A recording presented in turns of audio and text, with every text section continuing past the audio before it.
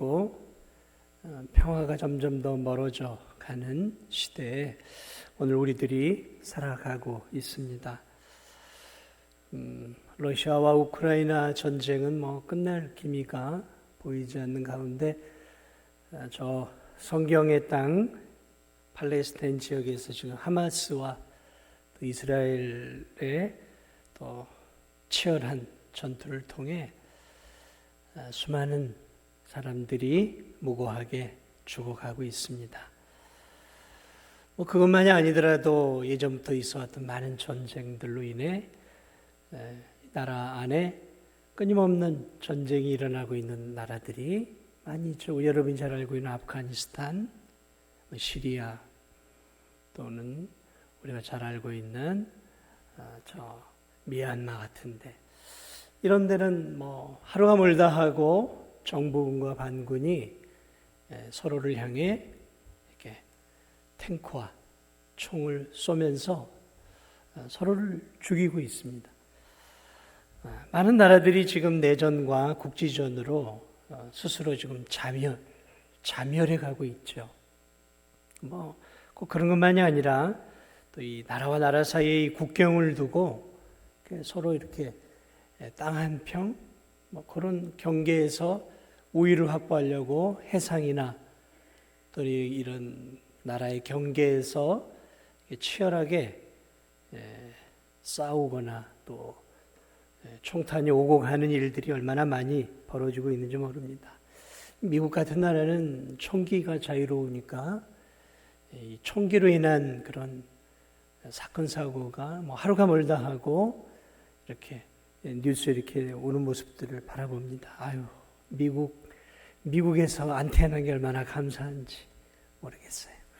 옛날에는 미국이 참 너무 좋은 나라다 생각했는데 요즘 이렇게 미국을 보면 아유, 저 나라에서 내가 안 태어나고 대한민국에서 내가 태어난 것이 요즘은 얼마나 감사한지 모르겠어요. 정말 감사해요. 그런데 이렇게 감사한 한국에서도 요즘은 묻지 마. 이제 우리는 총기는 없으니까 이제 칼로 막 이렇게 대낮에 이렇게 막 찌르고 다니는 참 이 정신질환자들도 적지 않게 있는 참 세상을 돌아보면 점점 더 이렇게 좋아지는 것 같은데 사실은 그 반대로 가고 있어요. 물질 문명은 발달을 하고 먹고 살기에는 대단히 좋은 것 같고 의료시설도 좋아지고 또 이렇게 복지의 사각지대에 있는 사람들에게 도움도 주고 또 우리가 알고 있는 것처럼 참 이 세상을 살아가는 이 어떤 그 물질 문명, 과학 이런 기술들이 요즘은 너무 많이 발달했어요. 그래서 AI의 이제 혁명의 시대가 되어져서 어쩌면 이제 한 1, 20년 안에는 AI 로봇 기계를 우리의 비서로 두고 다닐 때가 머지않아 오지 않을까 그런 생각도 해봅니다. 참 너무 빠르게 세상은 발전해 가는데 문제는 평화는 점점 멀어져 가고 있다는 것이죠. 그래서 아이러니하죠. 평화롭고 안락한 삶을 추구하는데 실제적으로 이 세상은 평화와는 점점 거리가 멀어져 가는 세상이 되어져 가고 또 마음의 평화를 또 잃어버리는 그런 세상 속에 우리가 살아가고 있습니다. 그런데 오늘 이 본문은 오늘 이 평화를 가져다 주는 것이 누구인가를 우리에게 가르쳐 주고 있습니다. 평화, 화평. 우리는 물질이, 우리는 과학이, 우리는 AI가, 첨단 과학과 의료가 우리에게 평화를 가져다 준다고 생각을 해요. 그런데 정작 그것은 우리에게 평화가 아니라 우리의 평화를 갉아먹고 있어요. 오늘 성경은 우리에게 진정한 평화를 주실 수 있는 분은 돈도 아니고 과학 문명도 아니고 의학도 아니라고 말하고 있습니다. 우리에게, 이 인류에, 우리 인간들에게 진정한 평화를 주시고 화평을 주실 수 있는 분은 오늘 본문은 오직 예수 그리스도뿐이다. 오늘 그 이야기를 하고 있는 거예요. 오직 예수 그리스도만이 오늘 이 시대에 우리들에게 참된 평화를 주시는 분이시다. 우리가 그걸 전제하고 이제 오늘 본문을 좀 나눠보려고 그래요. 오늘 사도 바울은 이렇게 얘기합니다. 그는 우리의 화평이신지라. 여기서 그는 우리가 알고 있는 것처럼 예수 그리스도를 의미하는 것이죠. 예수 그리스도만이 우리에게 참된 평화를, 우리 사이와 하나님과 우리 사이에 평화를 가져다 주시는 분이라는 거예요. 그래서 오늘은 두 가지 평화를 얘기하는데, 하나는 예수 그리스도는 하나님과 인간 사이에 막혔던 죄의 문제를 헐어내시고 하나님과 우리 사이에 평화를 가져오신 평강의 왕이 예수 그리스도시다라고 말하고 있고, 또 유대인과 이방인으로 대립되어지는 이러한 두 관계의 장벽을 허물어서 인류를 하나로 화평하게 만드시는 분 또한 하나님의 아들 예수 그리스도시다라는 것들을 오늘 두 가지를 가르쳐 주고 있습니다. 자, 먼저 유대인과 이방인의 그러한 막혀있던 담을 헐어내시고 하나님이 유대인과 이방인 사이에 평화를 가져오신 분이다라고 말을 하고 있어요. 우리의 시각이 아니라 유대인의 시각에서는 세상은 딱 두 종류의 인간만 존재합니다. 유대인의 시각에서는 유대인과 이방인, 좀 더 정확하게 표현하면 유대인들에게 있어서는 인류는 딱 두 종류예요. 유대인과 비유대인. 이걸 다른 말로 하면 유대인인 하나님의 백성과 지옥의 땔감으로 쓰여질 세상의 온갖 잡족들. 그래서 유대인에게 있어서 세상을 보는 시각은 자신들은 하나님의 백성, 그리고 그 외에 나머지는 저 들에서 어슬렁거리면서 돌아다니는 들깨와 같은 이방 잡놈들, 이렇게 나눠져 있어요. 그래서 이 유대인들 가운데, 이 랍비들 가운데 예전에, 지금은 모르겠어요, 그들의 기도문 가운데 이런 기도문이 있어요. 하나님, 내가 이방인으로 태어나지 않은 게 감사합니다. 유대인들은 특별히 이렇게 선민의식이 있어요. 유대인이라는 선민의식. 그래서 유대인들에게 있어서는 이방인들과 큰 담벼락이 하나 놓여져 있어요. 그 담벼락이 무엇이냐면 율법이에요. 율법. 율법이라는 큰 담벼락이 자신들과 이방인의 세계를 가르는 천국의 담벼락이라고 생각을 하고 있었어요. 그런데 그것은 천국의 담벼락이 아니라 자기 자신들을 가두는 옹졸한 담벼락이었어요. 그 유대인들에게는 그런 시각이 있어요. 바로 오늘 성경이 말하고 있는 게 그런 내용이에요. 이 유대인들은 그래서 이방인들을 믿지 않는 지옥의 땔감 정도로만 생각을 했기 때문에 그들을 우습게 알았어요. 자, 그러면 주변에 사는 이방인들이 유대인의 시각을 모르겠습니까? 안단 말이죠. 이 이방인들은 뭐라고 생각하는? 야, 저놈들 봐라. 세상에 새고 센 게 신인데, 자신들이 믿는 여호와 하나님만이 참 신이고 나머지 우리가 믿는 신들은 싹 다 무시하네. 그러니까 이 이방에 있는 주변에 있는 이방인들은 저 유대인들이 자기들의 신을 인정하지 않고 오직 여호와 하나님만을 의지하니까 괘씸한 거예요. 괘씸한 거예요. 저놈들 봐라. 자기들이 가지고 있는 그게 전부라고 생각하는.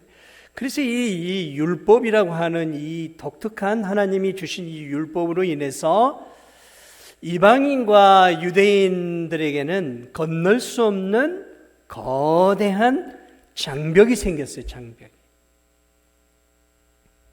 근데 유대인들은 그 율법이라고 하는 그 담벼락이야말로 자신들을 유일하게 하나님의 백성으로 만드는 선민으로 만드는 것이다. 이렇게 생각을 하고 있었다라는 거죠.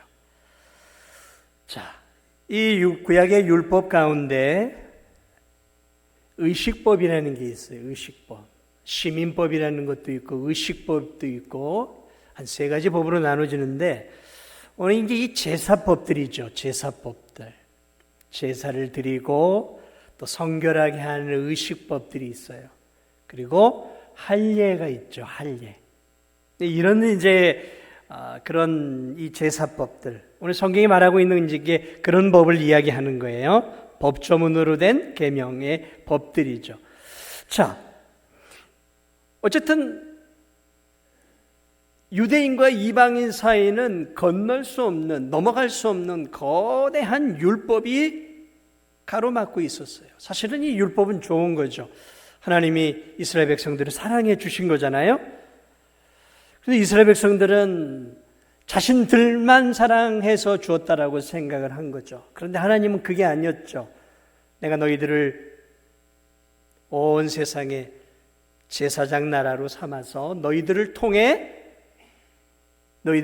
구원이 전 세계로 가기를 원하는 마음에서 이스라엘 민족 유대인들을 선택을 하셔서 그들에게 하나님이 누구인지 어떻게 예배해야 되는지 이런 것들을 알려주시기 위해서 율법을 주셨단 말이죠. 그런데 유대인들은 어떻게 생각했냐면 우리만 구원하려고 하나님이 율법을 주셨다고 생각한 거예요. 우리만 사랑해서 우리만 천국 보내기 위해서 율법을 줬다라고 생각을 한 거예요. 그것이 이방인과 유대인들을 가르는 율법이 잘못된 기능으로 역기능을 하게 되어진 것이죠. 하나님이 율법을 그런 의미로 준 게 아니었는데 유대인들은 그렇게 생각을 한 거죠. 자, 어쨌든 이들은 하나님의 선택받은 백성이라는 자부심을 가지고 자기들만 택한 백성이라고 제사제도를 열심히 잘 드렸어요. 제사를 드렸어요. 번제도 드리고 화목제도 드리고 속건제, 속죄제, 소제, 거제 하여튼 다양한 제사를 잘 드렸어요. 그리고 우리만이 하나님 백성이라는 그런 아주 고유한 특징인 난지 8일 만에 남자 아기들에게 할례를 행함으로 하나님의 백성이라는 이 증표. 이게 유대인들에게는 세상과 자신들을 구별하는 천국 백성의 도장이었어요. 도장이었어요. 야, 우리에겐 천국에 들어갈 수 있는 도장이 있어.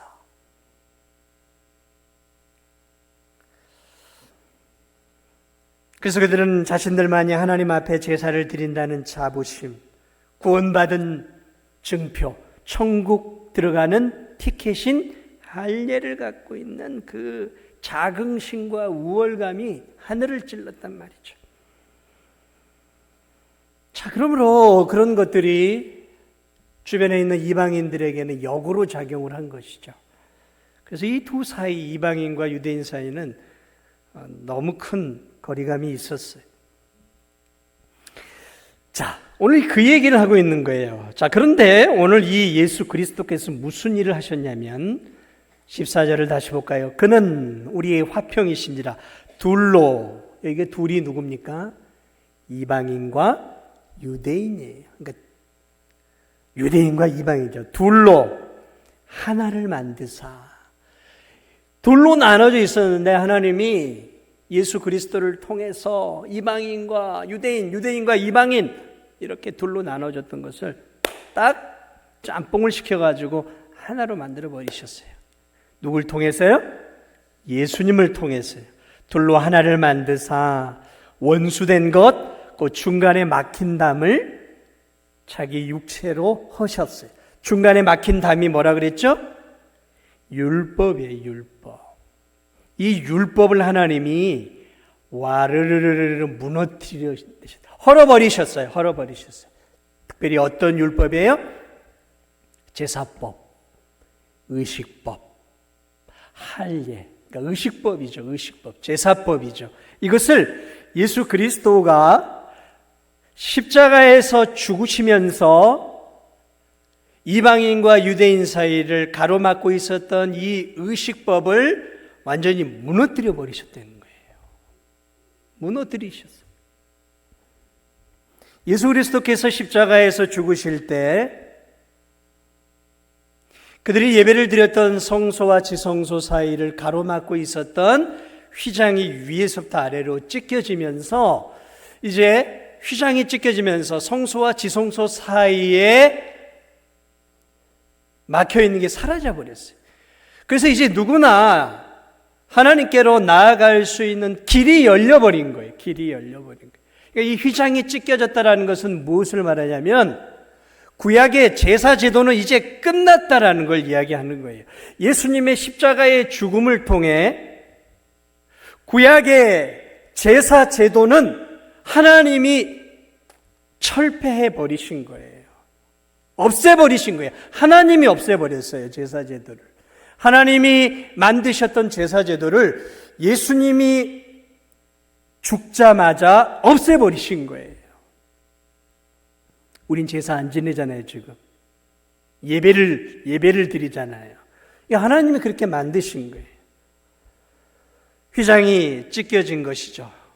십자가의 죽으심으로 구약의 제사 제도가 이제 없어진 거예요. 이거는 폐해진 거죠. 사실은 구약의 제사 제도가 사실은 완성이 된 거예요. 누구를 통해서요? 예수님을 통해서 구약의 제사 제도가 완성이 되었어요. 구약의 제사 제도는 죄를 지은 사람이 짐승을 가지고 성전으로 오면 제사장이 그 사람의 죄를 짐승에게 전가해서 전가된 그 짐승을 죽이고 그 피를 하나님께 드림으로 죄 지은 자가 잠시 그 짐승의 피를 통해 죄가 가려워지는 거란 말이죠. 그건 잠시였어요. 그런데 또 죄를 지면 또 갖고 와야 되는 거예요. 그런데 하나님이 예수 그리스도를 통해서 예수 그리스도라고 하는 이사야 53장에 말하고 있는 어린 양이 되시는 예수 그리스도를 친히 죽이심으로 예수님의 피를 하나님께서 친히 받으셨어요. 그분이 우리의 죄를 짊어지고 십자가에 죽으셨고 하나님은 어린 양이신 예수 그리스도의 그 완벽하고 거룩하고 영원하신 예수님의 그 보혈의 공로를 받으면서 이제 그 보혈 안에 우리의 모든 죄가 가리워지고 감추어진 거죠. 그러므로 이제 더 이상 희생 제물은 필요 없게 되어진 거예요. 제사 제도가 예수님의 십자가의 죽음과 부활로 이제 어떻게 됐어요? 완성이 되어졌어요. 그러니까 완성이 되어졌으니까 이제 구약의 제사 제도, 구약의 의식법, 구약의 할례 이런 것들은 이제 싹 다 하나님이 없애버리신 거예요. 이제 필요 없다라는 거죠. 왜? 그 모든 제사 제도는 예수 그리스도의 십자가의 죽음을 상징하는 거였기 때문에 그래요. 그렇습니다. 예수 그리스도의 십자가의 죽으심을 통해서 이젠 제사 제도가 없어진 거예요. 다시 말하면 유대인이 나는 하나님의 백성이라고 그렇게 자랑했던 그 제사 제도가 사라져버리고 할례 제도가 사라져버린 거예요. 이제는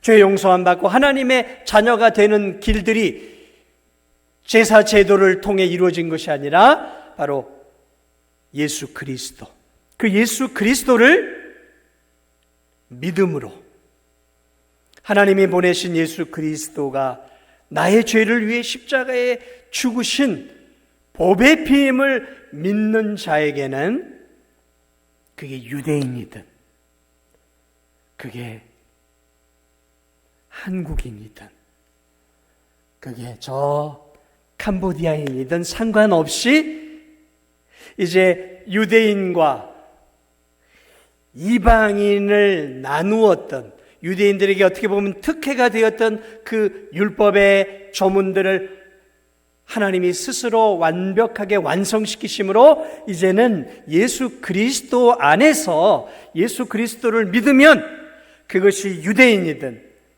그것이 한국인이든 그것이 태국인이든 상관없이 예수 그리스도를 믿으면 그리스도 안에서 이제는 하나가 되어지도록 하나님이 만드셨다라고 오늘 사도 바울이 말씀하고 있는 것입니다. 사랑하는 여러분, 그렇습니다. 구약의 제사제도, 할례, 그런 어떤 정결의식들, 이것은 이제 더 이상 필요가 없는 거예요. 의식법들은 더 이상 필요가 없는 것이죠.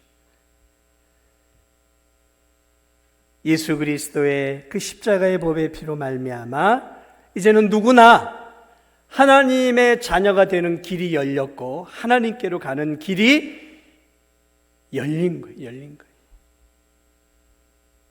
그래서 예수 그리스도는 자기 자신을 하나님께로 갈 수 있는 유일한 길이다라고 스스로를 규정하신 것이죠. 15절 후반절에 이렇게 얘기합니다. 이는 이 둘로 자기 안에서 한 세 사람을 지어. 그래서 이제는 유대인이 아니라 이방인이 아니라 이제는 예수 그리스도 안에서 오직 하나님이 한 사람만을 만들어내셔요. 세 사람을 만들어내시는 거죠. 새로운 사람을 만들어내신 거예요. 새로운 사람, 새 사람. 옛사람이 아니라 예수 그리스도 안에서 이제 유대인도 의미가 없고 헬라인도 의미가 없고 한국인도 의미가 없어요. 이젠 예수 그리스도 안에서 오직 예수 그리스도 안에서 탄생되어지는 것은 오직 새 사람이라는 거예요. 옛사람은 죽고 예수 안에서 새 사람이 탄생된다라고 말하고 있어요. 새 사람, 새 사람이에요. 이것을 고린도 후서 5장 17절은 이렇게 말하고 있어요. 누구든지 그리스도 안에 있으면 새로운 피조물이라. 이전 것은 지나갔으니 보라 새 것이 되었도다. New creation. 새로운 피조물이 되었다라는 거죠. 이것을 오늘 에베소서에서 바울은 새 사람이다라고 말하고 있는 거예요. 이제 그리스도 안에서는 유대인이나 이방인이 의미가 없어요. 이제는 뭐만 남았어요? 새 사람만 되는 거예요. 새 사람이라고 말하고 있습니다. 새로운 피조물.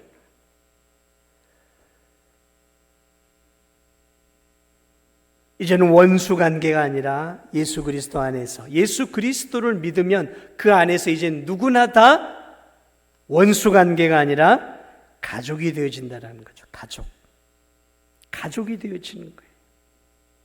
그 사람의 국적이 어디든 그 사람이 정말로 이 땅에서 원수 관계였다 할지라도 예수 그리스도 안에서 예수님을 믿는 사람들은 이제 영적인 가족이 되어진다라고 오늘 성경은 우리에게 말하고 있는 것입니다. 그렇습니다. 영적인 가족.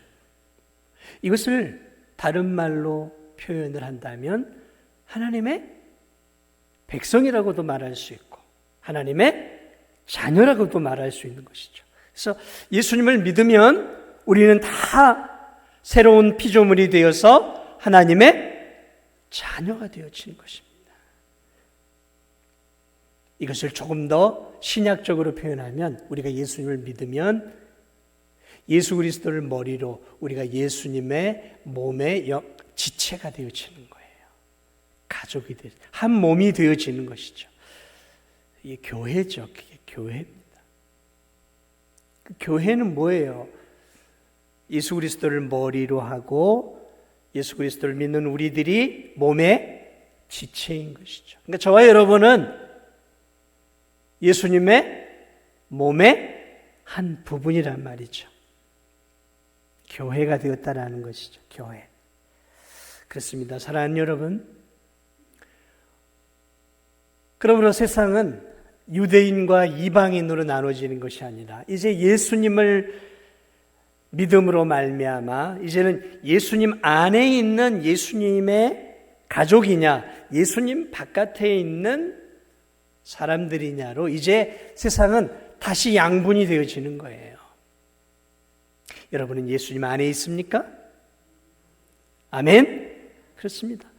오늘 바울이 말하고자 하는 부분이 그런 부분이에요. 에베소 성도들아, 이제 너희들이 예수 그리스도를 믿음으로 너희들도 하나님의 백성, 하나님의 자녀, 교회가 되었다라는 것을 말하고 있는 거예요. 너희도 교회이고 나도 교회고 너희도 교회고 너희들과 나는 이제 너희들은 이방인이고 나는 유대인이지만 너희들과 나는 그리스도 안에서 한 가족이고 한 지체고 하나님의 한 사랑받는 자녀들이다라는 것이죠. 그러면서 이제 하나님의 백성들이 원수되었던 백성들이 그리스도 안에서 하나가 되어질 수 있다는 것들을 말하고 또 하나는 하나님과의 관계도 화평의 관계가 되었다라고 표현을 하고 있어요. 다시 17절, 16절이죠. 또 십자가로 이두를 한 몸으로 하나님과 화목하게 하려 하십니다. 하나님과 화목하게 하려 하십니다. 원수된 것을 십자가로 소멸하시고 예수님을 믿기 전에 이 유대인이든 이방인이든 예수님을 믿기 전에 우리 모두는 하나님과 원수되었다라고 성경은 표현하고 있습니다. 왜 원수되었을까요? 하나님과 우리 사이에 큰 기둥이 가로막고 있었어요. 어떤 기둥이었을까요? 죄의 기둥이에요. 죄의 기둥.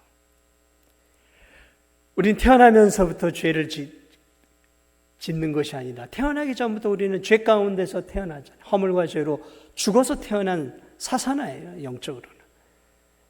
그런데 오늘 예수 그리스도를 통해서 우리가 예수 그리스도를 믿음으로 하나님과 우리 사이가, 하나님과 인간 사이는 서로 건너가고 오고 갈 수 없는 거대한 죄가 가로막고 있었어요. 죄가 우리로 하여금 하나님께로 갈 수 없게 만들었고 죄로 인해 하나님도 우리에게로 올 수 없었어요.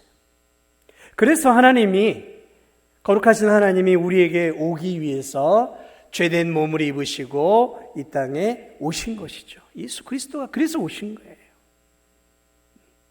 거룩하신 분이 육체를 입지 않고는 이곳에 오실 수가 없는 거예요. 그렇습니다.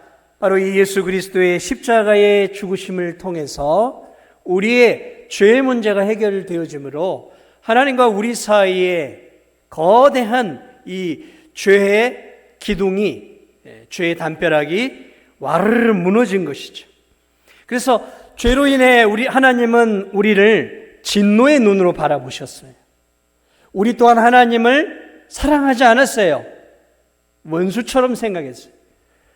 그런데 우리가 예수님을 믿으면서 죄의 문제가 해결되어지면서 우리도 하나님을 사랑의 눈으로 바라보기 시작하고 하나님도 예수 그리스도를 통해서 죄의 문제가 해결되어진 우리를 사랑으로 품어주시는, 이제 하나님과 우리 사이가 부모와 자녀의 관계, 그래서 우리가 예수님을 믿음으로 하나님을 아버지라고 부르는 그러한 놀라운 관계로 회복이 되어진 것이죠. 그 이야기를 오늘 바울은 우리들에게 다시 한번 가르쳐주고 있는 것이죠. 그렇습니다.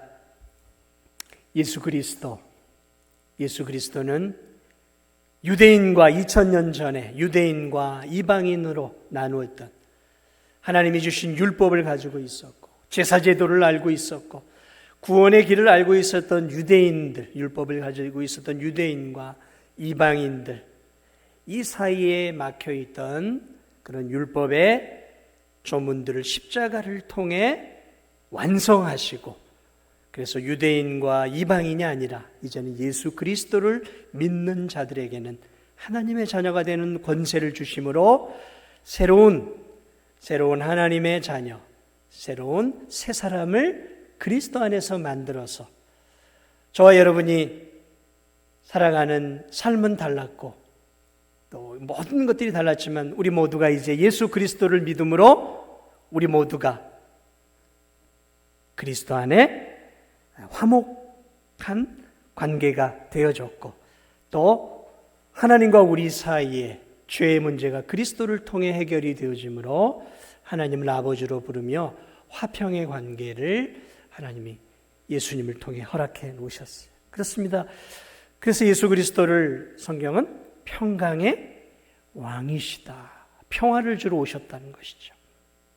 평화를 주러 오신 것이죠. 말씀을 마무리합니다. 오늘 이 시대가 왜 이렇게 평화가 없는 것일까? 여러분, 무엇이 세상을 평화롭게 만들까요? 복음입니다. 복음이, 그리스도의 십자가의 복음만이 이 세상에 진정한 평화를 가져올 수 있어요. 교육이요? 공부를 많이 하고 교육을 많이 받아서 똑똑해지면 사람들이 알아서 전쟁도 안 하고, 예전엔 그렇게 생각했어요.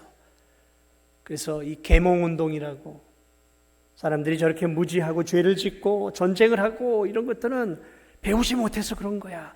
사람이 잘 배우고 대학 교육을 받고 인텔리하게 되면 사람들은 훨씬 더 지금보다 나은 평화로운 인간관계를 만들 거야 라고 생각했어요. 그래서 가르쳤어요. 교육을 시켰어요. 글자를 가르치고 학교를 만들고 그러면서 교육을 했어요. 근데 여러분, 교육이 이 세상에 평화를 가져왔을까요? 아니요. 1차 세계대전이 일어나고 2차 세계대전이 일어나고 거기에 맞먹는 6.25 사변이 일어나면서 세상은 교육으로 해결할 수 없다라는 거예요. 평화는 교육으로 되는 게 아니에요. 교육으로 되는 게 아니에요. 여러분, 지금 대한민국에 지금 대학을 졸업한 사람들이 얼마나 많은지 아세요? 여기 나이 많이 드신 분들은 대학 교육을 많이 못 받으셨던 그런 세대였어요. 그러나 요즘은 젊은이들은 다 대학 가요. 그러면 지금 이 시대가 훨씬 더 평화로운 시대가 될까요? 아니요. 요즘의 젊은이들은 더 서로 간의 관계가 안 좋아요. 예전 분들보다 훨씬 더 평화의 관계가 아니에요. 서로 적대적이에요. 경쟁이에요. 학교에서부터, 유치원에서부터 경쟁 관계로 커요. 너를 밟지 않으면 내가 올라설 수 없다고 생각을 하는 거죠. 의학과 과학이요? 아니요. 그게 이 세상을 평화롭게 만들지 않습니다. 돈이요? 아니요. 돈 때문에 온갖 비극이 지금 다 일어나고 있잖아요. 평화의 관계를 만들기 위해서 1, 2차 세계대전이 끝나고 유엔이라는 걸 만들었어요. 그 별의별 국제기구들이 다 만들어졌어요. 1, 2차 세계대전 이후에. 그런데 여러분, 그것들이 지금 제 기능을 하고 있을까요? 그래서 이 세상이 지금 점점 더 평화로워지고 있습니까? 아무런 역할을 못 하잖아요. 여러분 보시잖아요. 저 코딱지만한 저 조그마한 팔레스타인 지역, 거기서 한 귀퉁이에서 일어나는 그 하마스야 이스라엘의 그 전쟁 하나조차도 거대한 유엔, 미국, 중국 이런 나라들이 건드리지를 못하잖아요. 아무것도 못해요. 아무것도 못해요. 지금 점점 더 지금 이 두 양상이 더 극단으로 치닫고 지금 평화가 아니라 이게 지금 전쟁이 지금 확전되어지는 평화를 더 잃어버리는 쪽으로 지금 가고 있어요. 사랑하는 여러분, 무엇이 정말 평화를 가져다 준다고 생각하십니까? 법률을 잘 만들면요, 국회의원들이 머리 짜내고 해가지고 법률을 잘 만들어내면 이 세상에 평화가 올까요? 그래서 수도 없는 법률이 지금 우리나라에 있잖아요. 이 나라가 지금 평화롭습니까? 도대체 몇백 개, 몇천 개를 더 만들어야 이 나라에 진짜 평화가 올 거라고 생각하세요? 평화 오지 않습니다. 절대로 오지 않아요. 여러분이 원하는 대통령이 탄생하면 평화가 올까요, 이 나라에? 여러분, 그런 착각을 하지 마세요. 정치인들 믿지 마세요. 의지하지 마세요. 정치라는 것은 있어야 하니까 필요한 거예요. 그러나 그리스도인들이 정치인을 의지하고 정치적인 한쪽 당파에 기울어지는 것은 그리스도인의 모습이 아니에요. 정치인들은 이 세상에 평화를 가져다 주지 않아요. 정치는 평화를 가져오지 않습니다. 평화를 잠시 막아낼 수는 있어요. 평화가 전쟁을 잠시 막아낼 수 있어요. 그러나 진짜 평화를 가져오지 못해요. 그러면 무엇이 진짜 평화를 가져올 수 있을까요? 예수 그리스도의 십자가의 복음만이 제가 볼 땐 사람과 사람 사이에 진짜 평화를 가져. 그 복음이 한 영혼에게 임해 그 영혼의 마음이 천국이 되어지고 하나님을 알아가고, 저 영혼도 예수 그리스도를 믿음으로 저 마음이 하나님의 마음이 되어질 때, 그때 비로소 하나가 되어지는 거예요. 하나가 되어지는 거예요. 진정한 평화는 하나님과의 평화만이 아니라 사람과 사람과의, 국가의 평화도 사실은 그리스도 외에는 답이 없어요. 그러므로 우리가 세상 속에서 여러 가지를 해야 하지만, 제가 볼 때 우리가 힘을 다해서 정말 나라를 사랑하고 이 나라에 진정한 평화가 오기를 원한다면 정말 우리가 해야 할 일이 있어요. 그것이 뭔지 아세요? 복음을 전하는 겁니다. 복음을 전하는 거예요.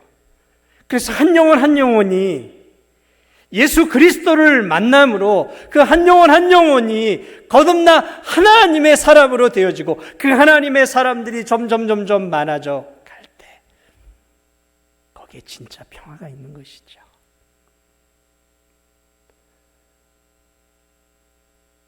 우리가 해야 할 일들이 세상에 참 많이 있어요.